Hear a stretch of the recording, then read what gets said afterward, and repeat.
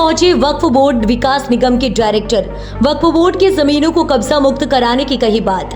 आज झांसी में वक्फ बोर्ड विकास निगम के डायरेक्टर मोहम्मद पहुंचे, जहां उन्होंने सबसे पहले भारतीय जनता पार्टी के सदस्यता अभियान को लेकर बैठक की। इसके बाद पत्रकारों से वार्ता करते हुए कहा कि बोर्ड के नए बिल को लेकर काफी अफवाह फैलाई जा रही है। इसके साथ ही वक्फ बोर्ड की जमीनों पर आए दिन कब्जे की शिकायत बढ़ रही है, जिनमें मुतव्वली की भूमिका अहम रूप से समझ आ रही है। ऐसे प्रकरणों में किसी को बख्शा नहीं जाएगा। मैम, झांसी में हमारी पार्टी का सदस्यता अभियान चल रहा है।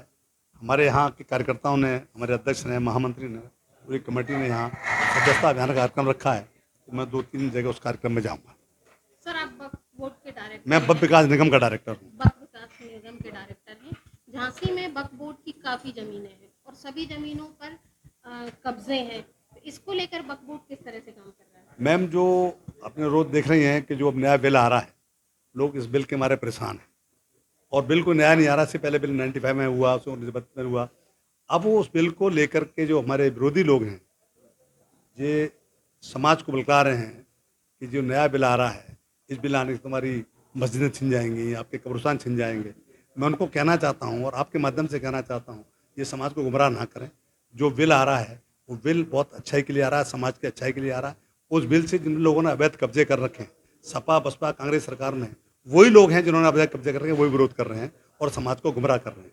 नया बिल आएगा, आपको लगेगा बिल आते ही इसमें कुछ कार्रवाई हुई, लगेगा बिल आते ही मुसलमानों को, समाज को कुछ फायदा होगा, क्योंकि जो वक्फ की ज़मीनों को इन्होंने कब्जे कर रखे सब जगह खाली होंगी और उस पर समाज के हित के लिए काम होगा और समाज का फायदा मिलेगा। कई ऐसे प्रकरण सामने आए जिसमें मुतवल्ली ने ही पट्टा कर दिया, बेच दी ज़मीनें। ऐसे लोगों पर क्या कार्रवाई? मैम, जो मुतवल्ली है, वो जो जिसको मुतवल्ली, वो एक तरह का वहाँ उसका चौकीदार है, देख रेख करता है, केयर टेकर है, लेकिन वो उसका मालिक बन जाता है और वो वक्फ की ज़मीन कभी नहीं बिक सकती।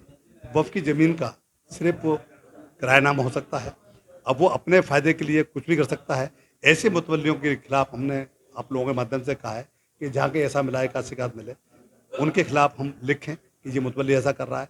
मैंने एक मांग और की है, मैं सरकार को भी लिखूंगा कि जितने मुतवल्ली, जिस वक्फ के मुतवल्ली पहले से बने हैं, उनकी माली हालत की इसकी जांच कराई जाए।